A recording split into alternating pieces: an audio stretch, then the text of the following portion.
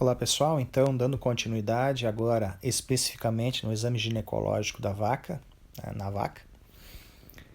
Alguns pontos vocês já sabem, já passei para vocês. Então nessa parte nós falaremos de alguns pontos específicos, fazendo uso da palpação retal, da ultrassonografia. Algumas coisas eu já pulverizei ao longo dessas aulas, das aulas passadas. E é claro, depois na parte de gestação, algo bem por cima, porque a parte de gestação nós vamos fazer durante a disciplina de obstetrícia e neonatologia veterinária. Bem, aí está claro, né, primeiro ponto muito importante é a contenção do animal, para justamente não só preservar a integridade física do mesmo, mas também a sua integridade física.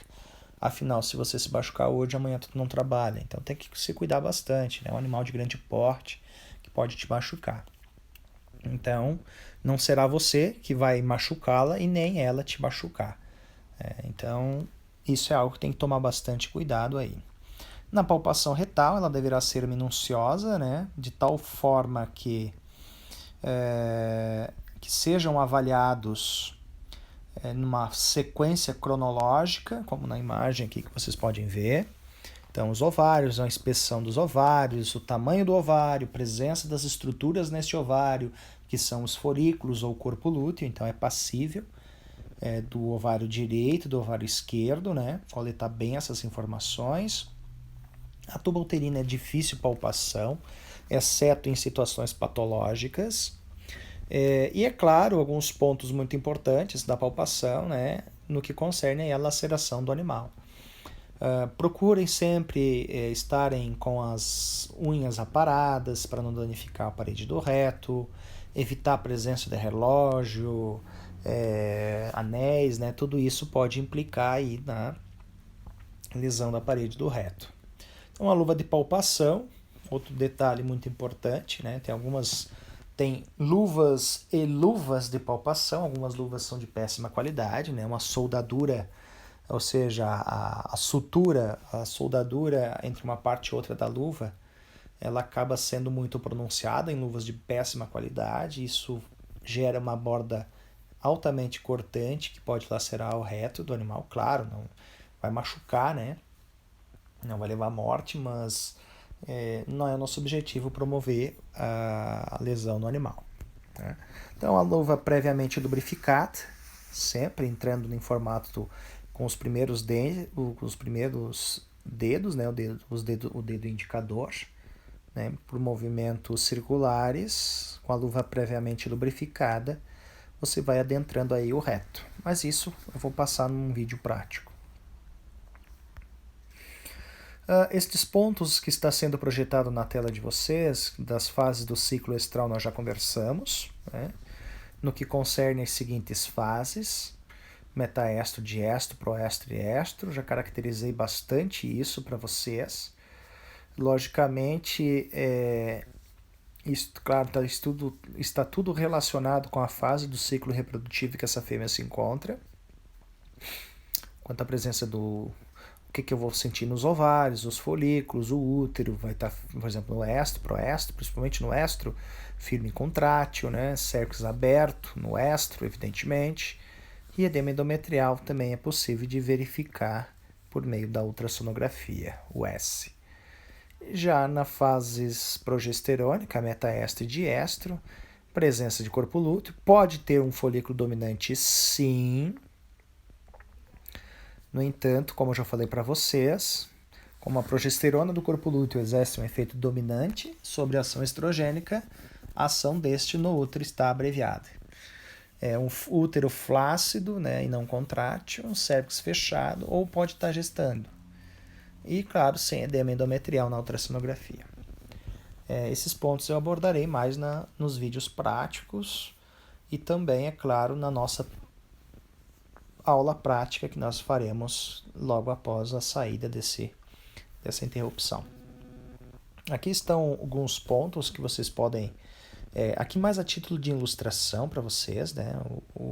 O papel principal que eu quis passar para vocês está naqueles exercícios que nós fazíamos já desde a parte do início do ciclo estral, né, que nós já conversamos.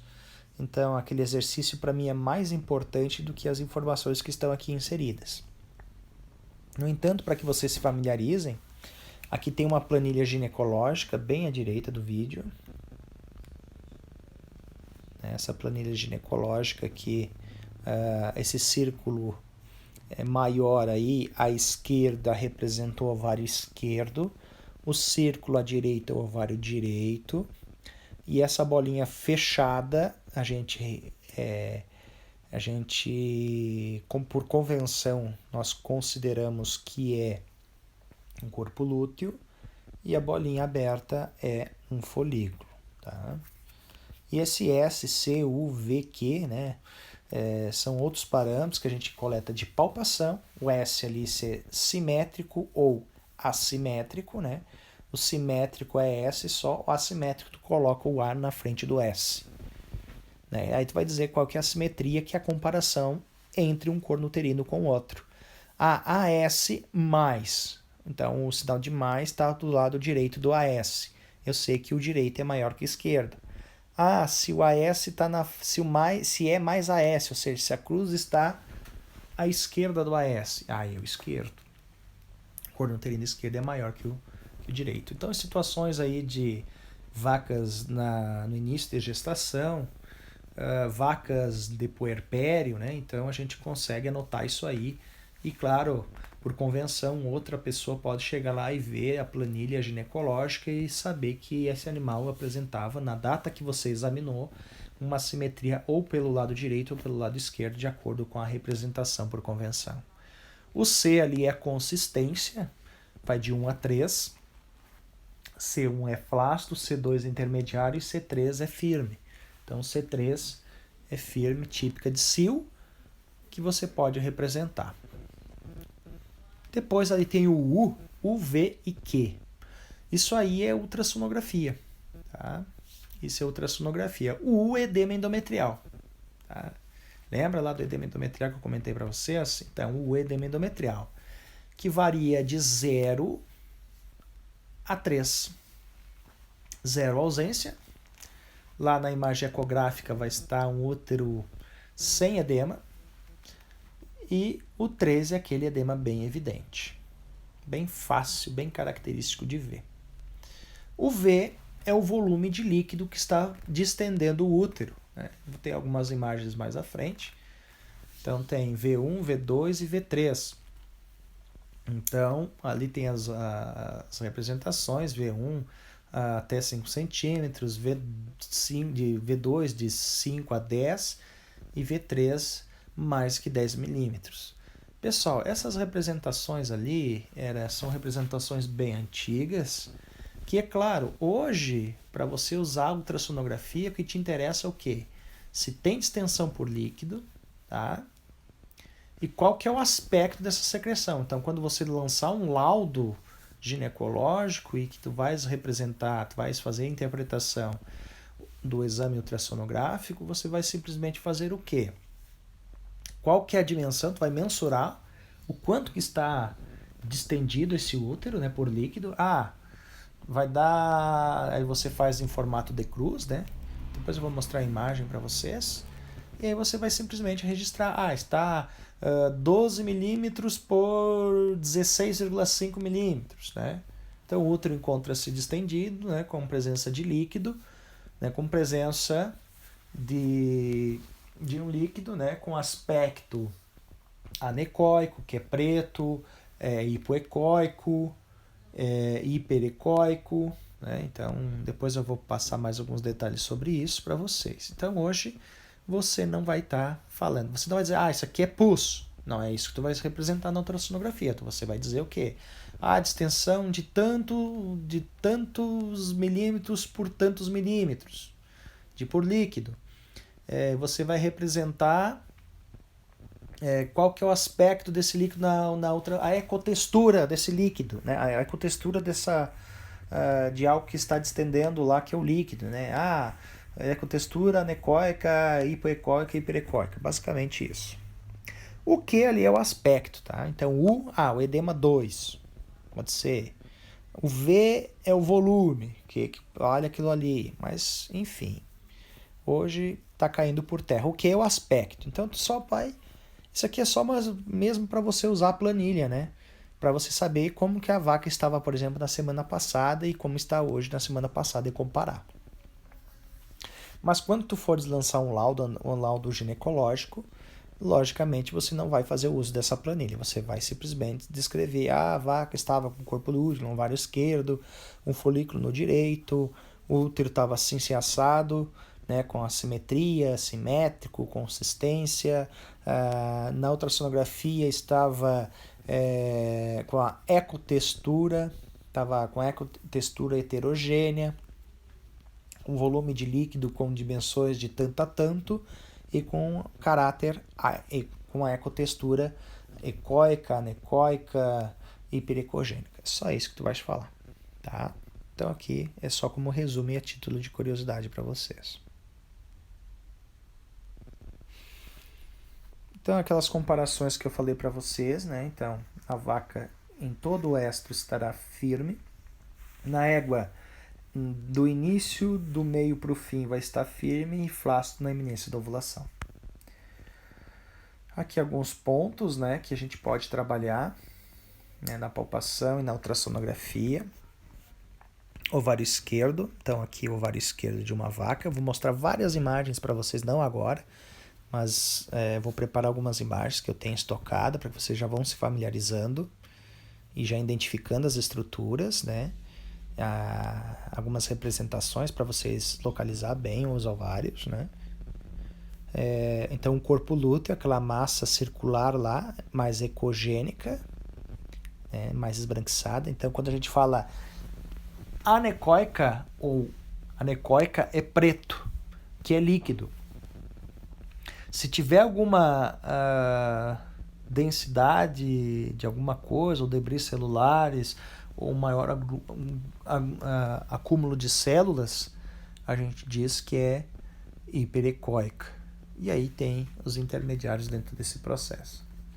Então, o corpo lúteo lá está representado no ovário esquerdo, que está descrevendo ali, está ali no polo dorsal esquerdo do ovário. Aqui embaixo, imagens, primeiro uma longitudinal, que é a esquerda, né, acompanhando o comprimento do corno uterino, de um corno uterino, onde que a gente pode verificar o centro. Se tem uma linha hiperecogênica, pode ser pus. Aqui à direita um corte transversal, né? Aí é claro, de 2 cornos uterinos. Vou mostrar várias imagens também para vocês lá nos próximos vídeos. Então que vocês vão vendo aí que no centro está uma ecotextura homogênea. Isso aí é uma ecotextura homogênea, tá? Lógico que não vou pedir para vocês interpretarem isso aqui, né? Vou responder isso aqui. Eu sei que por bem dessa imagem, se ela tem um corpo lúteo, se ela tem uma ecotextura homogênea, eu sei que ela está ou no metaestro ou no diestro, né? Exatamente numa ou noutra fase eu não consigo definir.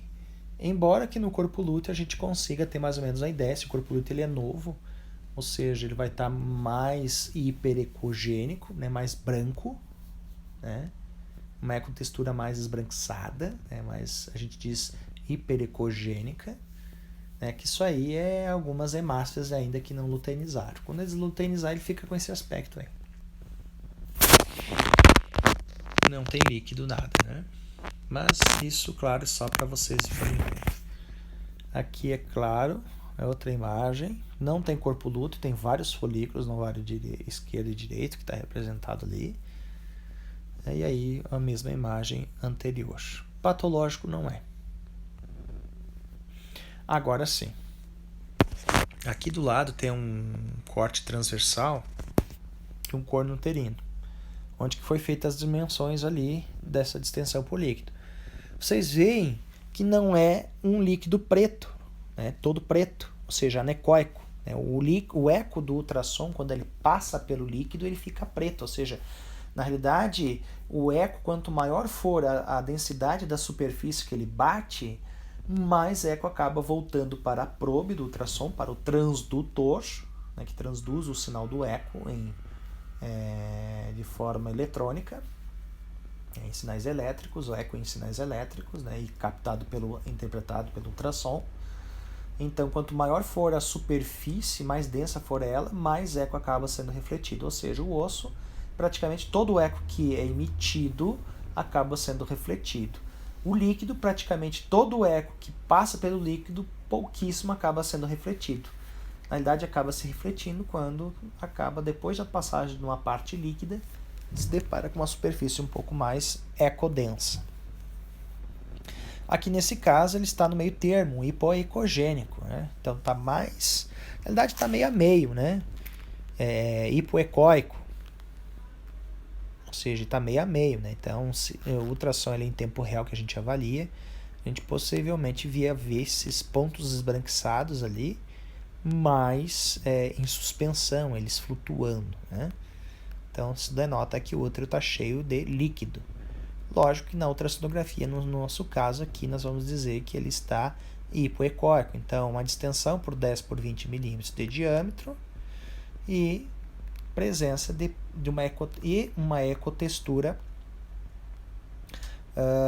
hipoecogênica. Lógico, né? Se nós preenchermos a nossa planilha ginecológica, a gente vai colocar lá, poderia colocar aí uma V3, né? V3Q3, V3Q2, aliás, né? O máximo que teria fazer seria isso, para que depois o outro profissional consiga pegar essa planilha ginecológica por convenção e interpretá-la. Ovário, a gente já falou, né? Consistência firme. Aqui você vê que já não está, o C3 é consistência firme, né? C1, C2, C3. Aqui você verifica já uma inconformidade. Tem um corpo lúteo, fase progesterônica, teria que estar com o útero flácido. Mas você coletou, ele está firme. Ou seja, isso não fecha. Não é o padrão fisiológico. Mas quando você vai ver o útero lá, por que ele está firme? Porque ele está com endometrite, ele está passando por um processo inflamatório. Então você verifica que isso aqui já é um caso patológico. Só vou dar uma olhadinha aqui, né? Se está gravando, tá. Na gestação, aqui a gente não vai se ater a muitos detalhes, mas alguns sinais que vocês, por meio da palpação retal, vocês vão poder captar é o que? São as assimetrias, né? Ali, por exemplo, a assimetria é essa que tornar-se-á apenas perceptível quando deu uma gestação a partir de 40 dias. Aí eu vou comparando um corno uterino com outro, eu vou conseguir perceber essa assimetria.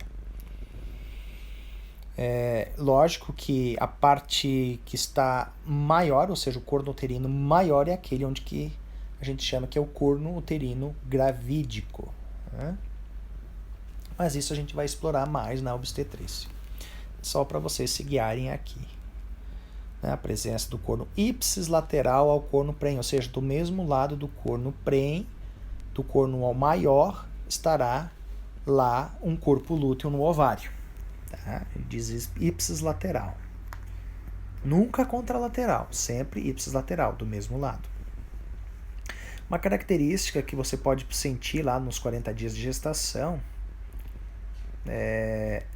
além da parede flácida pela fase progesterônica, como eu já falei para vocês, o chamado beliscamento positivo, que está entre aspas ali, né? Nada mais, nada menos é que a placenta que resbala sobre o endométrio, que somente na vaca a gente vai conseguir avaliar isso aí. Mas, lembrando novamente, com mais detalhes nós falaremos lá em obstetrícia. Com relação a onde que encontra essa prenhez em relação à pelve, até 90 dias eu espero que a gestação esteja, né, é uma gestação recente, né? A partir de 90 dias, né, ele começa já a adentrar a cavidade abdominal, né, e lá no fundo, lá com 5 meses, 6 meses, ele está lá no fundo da cavidade abdominal. Bom, até 90 dias eu consigo palpar toda a curvatura maior do útero. E com mais de 90 dias isso não é possível. É só para que vocês se orientem qual que é quantos dias de gestação, caso o proprietário não saber. E se a conversa que ele está falando com você, ou seja, se na anamnese ele está dentro do que você está imaginando ali. Aqui é só para vocês terem a questão do beliscamento, nessa imagem aqui à esquerda, inferior esquerda, né? Aqui o útero que foi tirado, um feto, né? Ali presente, né? Com a placenta, né? Tanto na córea lantoide, que é essa parte que comunica com o endométrio, quanto a parte da membrana amniótica que está envolvendo o feto ali. E aqui é uma imagem ecográfica de uma prenhez recente. Essas imagens aqui eu vou bombardear vocês de imagens, né, para que vocês já vão se adaptando a isso aqui. É só um parecer de como que vocês poderão observar. Mas imagens, né? Então aqui no caso de uma gestação, o corpo uterino direito está maior, então representado por mais ali, só para vocês fazerem a interpretação. O ovário direito aumentado, ou seja, o ovário direito vai estar o corpo lúteo, no corno uterino direito vai estar aumentado, vai estar distendido. Então é o que você vai colocar ali. Questão lá no estro, né? Então em contrassenso à gestação. Esse líquido aqui, né, que é drenado pela vulva, ele é muito importante de ser avaliado, né, se tem presença ou não de secreção, que é esse muco, né? O muco parece uma clara de ovo. Na vaca ele é bem volumosa. E o comportamento, é claro, daquela vaca que aceita a monta, a vaca tem aquele instinto homossexual, aquela que aceita a monta, aquela evidentemente está no cio. Não necessariamente a que está montando esteja, pode ser uma vaca dominante também. Mas esses pontos a gente conversa mais à frente. Na vaginoscopia, então, o que você pode observar? Nessa vaginoscopia, o cérvix, esse cérvix em forma de roseta. Então, a abertura do cérvix, a coloração da mucosa, a quantidade de secreção ali presente. No cio, então, vai estar mais avermelhada, vai estar com o cérvix aberto, bastante muco. No diestro e no metaestro vai estar com o cérvix fechado, uma coloração mais rosa pálida, pouca secreção, não tão espelhada como está aqui essa imagem. E esse é o ponto que a gente fala da vaca. Agora na égua, né, alguns pontos também, redobrem a atenção na palpação retal. A égua tem uma parede do reto um pouco mais fina, passível, portanto, de rupturas. Cuide com a soldadura da luva, então a luva de baixa qualidade ela tem uma soldadura bem cortante. Procure inverter, deixar a parte interna para fora, para não lesionar a parede do reto. Obedeçam a contração, a peristaltismo, né, a contração peristáltica. Bastante lubrificação, né, esse material, mas na parte prática, na forma de como introduzir isso, eu farei alguns vídeos para vocês. As duas faces nós já conversamos também exaustivamente, como nós vamos observar, não diferente da vaca e da égua, né? São similares, exceto lá no estro, onde que no meio para o fim, ou seja, na proximidade da ovulação, o útero vai ficando flácido, né? A única diferença é isso que a gente já abordou bastante nos últimos vídeos. Os pontos que poderiam ser observados aí também. Quanto à localização das estruturas na palpação retal, então sempre bem o mais rente possível no assoalho do reto, você vai direcionando a mão e até o momento que está ali naquela segunda imagem à direita, né, representado pela seta dali em diante, quando você começar a querer descer, ou seja, você vai sentir que tua mão vai descer. Inclusive aqui, é claro, foi removido o reto, mas tu vai sentir da mesma forma também. Você vai começar a descer, você está bem na bifurcação entre os córneos uterinos. Aí é só você acompanhar a saliência formada dessa depressão aí, indo para o lado esquerdo, como nessa imagem ali, ovário lá suspenso, né, pelo ligamento mesovárico, e para o lado direito da mesma forma. Palpa o útero, depois os ovários, cada um dos ovários, e aí depois faz o uso da ultrassonografia. Aqui é uma imagem do ovário, porção superior porção superior é a parte do ligamento mesovárico, né, que ficou o fragmento ali. Porção, ou seja, isso é medula, né, medula. E só a extremidade de baixo ali tem um sinal ali de uma ovulação recente, né,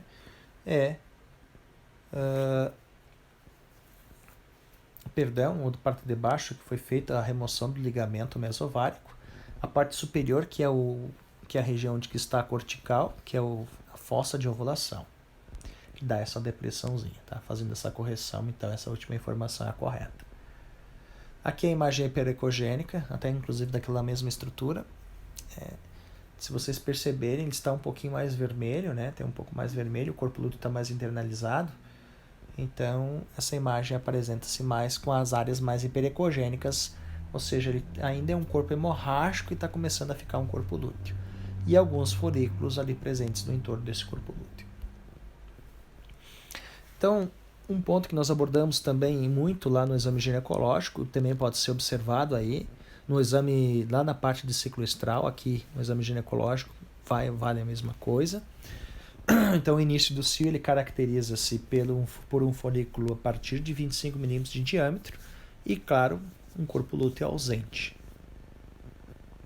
E à medida que vai crescendo esse folículo, então aqui representado em amarelo, né, gradativamente vai aumentando as concentrações de estradiol, concentrações estas que levarão um maior aporte sanguíneo para o trato reprodutivo, e, consequentemente, levará o aumento edema endometrial. Então, aqui tem um folículo dominante, à esquerda, e à direita, um edema endometrial.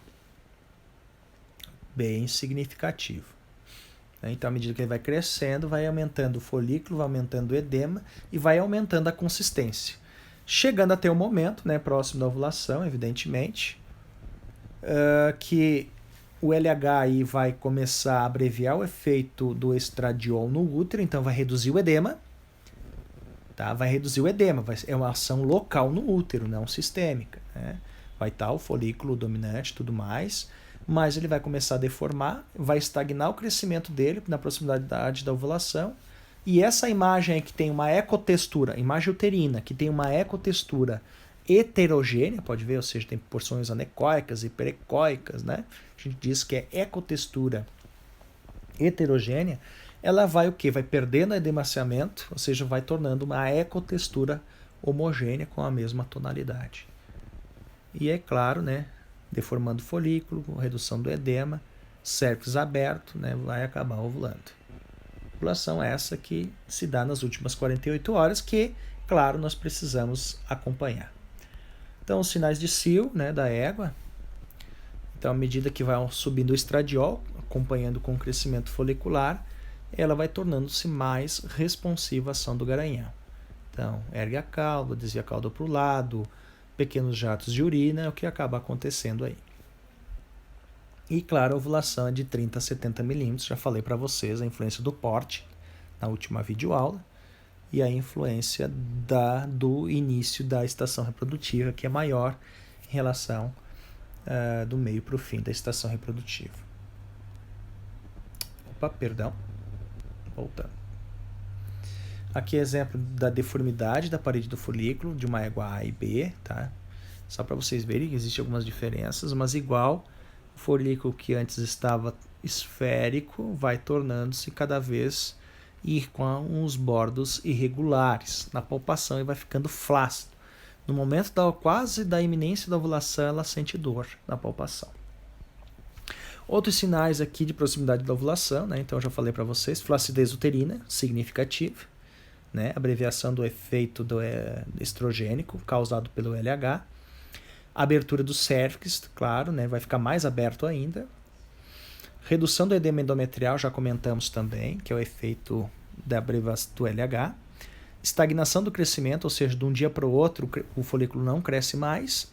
E deformidade da parede folicular, que é o que vocês estão observando nessas imagens aí da lateral direita, de duas situações de dois animais, A e B.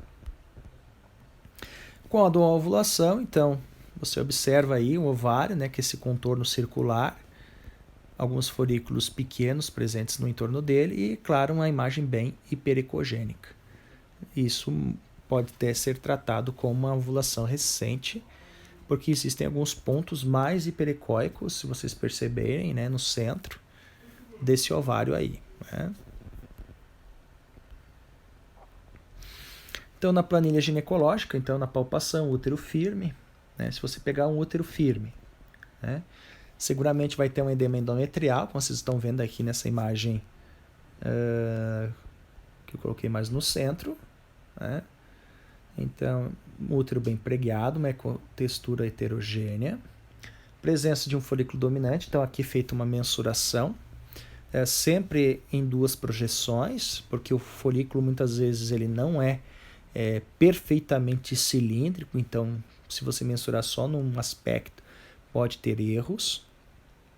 E aí você faz a média, 35, 40 milímetros, seguramente vai estar com 37,5 milímetros, é o que você vai anotar na tua planilha ginecológica.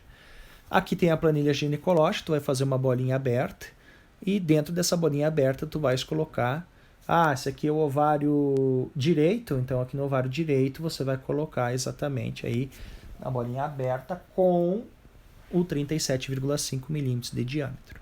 Se tiveres um corpo luto do outro ovário contralateral esquerdo, você vai representar com uma bolinha fechada.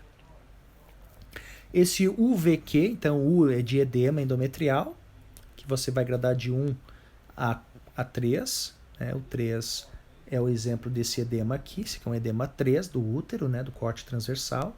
O V, se ele tem líquido dentro do útero, não tem líquido, né? Ou seja, o útero estaria distendido, ali está bem fechadinho, então não tem líquido, então é V0. E o Q é o aspecto da secreção, que nesse caso, se não tem líquido, né, se não tem volume, não tem secreção, é 0 também. SIL e é fisiológico. Mas, claro, tem mais informações que vocês precisam. Aqui é uma situação, né?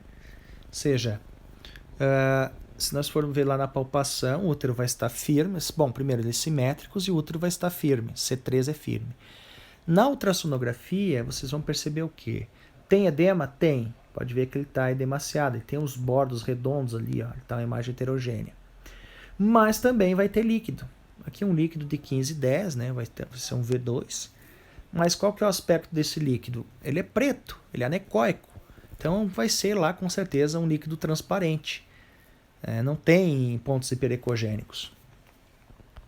Então vai ser um V2 Q1, né? Q1 que é um líquido anecoico, Q2 é uma ecotextura já hipoecoica, Q3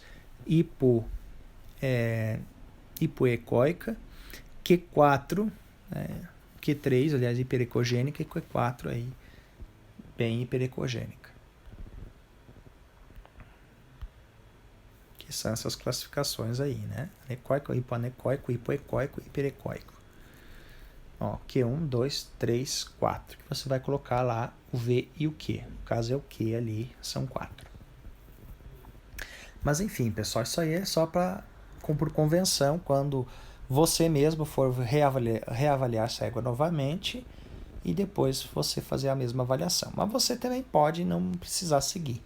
Só bota lá o V, quantos milímetros que tinha de secreção, tu vai mensurar, né? Tu vai medir com ultrassom, e o que ali tu vais fazer a representação da ecotextura.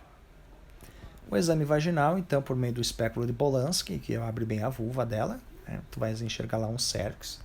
Então, esse cérvix, diferente da vaca, na vaca está bem cranial, ele está ventocranial, né? Abertura bem no centro, né? Da abertura do cérvix. Na verdade, aqui não tá fechado, né? Um cérvix bem fechado. Outros exames é a citologia uterina e a biópsia uterina, que poderá ser realizado, né, nas duas espécies, na realidade. Então, a citologia, né, que é que a gente pesquisa polimorfos nucleares, da mesma forma como está projetado na imagem. Então, por meio, nessa outra imagem superior aqui, por um suave, eu coleto, ou um citobrush, ou escova ginecológica, que é isso aqui. Você faz a coleta de células e verifica se tem polimorfos nucleares, que nesse caso, né, considera-se já com endometrite quando ela tem a partir de um polimorfo nuclear para cada campo avaliado. Nesse caso aqui está forrado, né, tem um monte de neutrófilo nessa imagem aí. Aí como se procede Você resbala o citobrush ou um suave aí na lâmina, cora com um panótico rápido e logo em seguida avalia na microscopia em 400 vezes. A biópsia uterina, né, é outro exame que pode ser realizado, muito bom para diagnóstico de endometrite subclínicas crônica. Às vezes na citologia, se for crônica, tu não pega. Na égua tu não pega. Na vaca até pega, mas na égua não.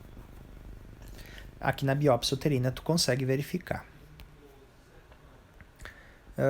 Aqui tem, por exemplo, uma pinça boca de jacaré. Tem a segundo Merck, tem a segundo Merck, tem a segundo Merck, tem a segundo Kenner. Né? Tem vários modelos de pinça, mas todas elas são boca de jacaré. Isso aí, no momento oportuno, eu vou passar essas pinças. Eu tenho essas pinças, tenho uma pinça de Albrecht também para mostrar para vocês que pinça o cervix. Isso usado para égua. Tá? E aqui, é claro, algumas classificações que vocês podem se deparar quanto ao grau de fibrosamento uterino, que dá o prognóstico reprodutivo e também, é claro, o prognóstico de probabilidade dessa fêmea tornar-se gestante, que é a classificação de Kenning-Dong, que até hoje é aceita.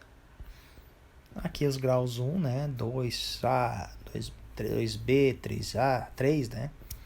Aqui um outro decil bem típico, né? Cheio de várias glândulas endometriais, todas elas bem distribuídas. O estrato esponjoso. Lá bem em cima, estratos compactos, né? E aqui você já vê que essa distribuição não está tão uniforme, já tem mais junção de uma glândula junto com a outra, não está bem distribuída. Aqui piorou, aqui já são ninhos glandulares, ou seja, começa a acontecer deposição de fibrose, essa fibrose vai encarcerando as glândulas endometriais, ela vai unindo todas elas, né? Então isso aqui é fibrosamento.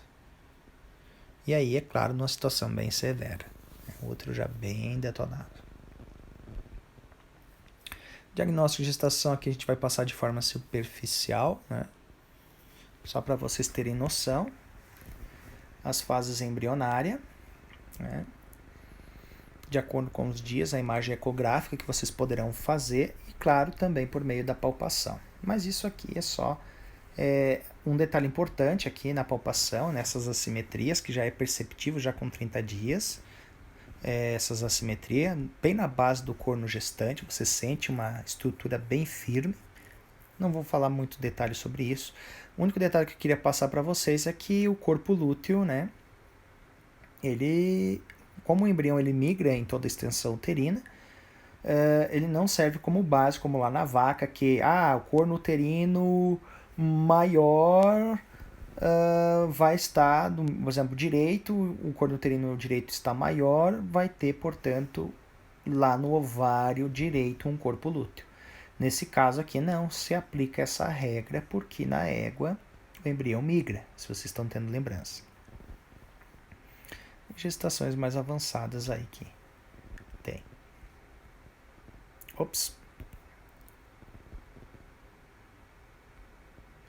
Suínos, então, somente por meio da ultrassonografia parababária, do lado do úbere, região inguinal dela.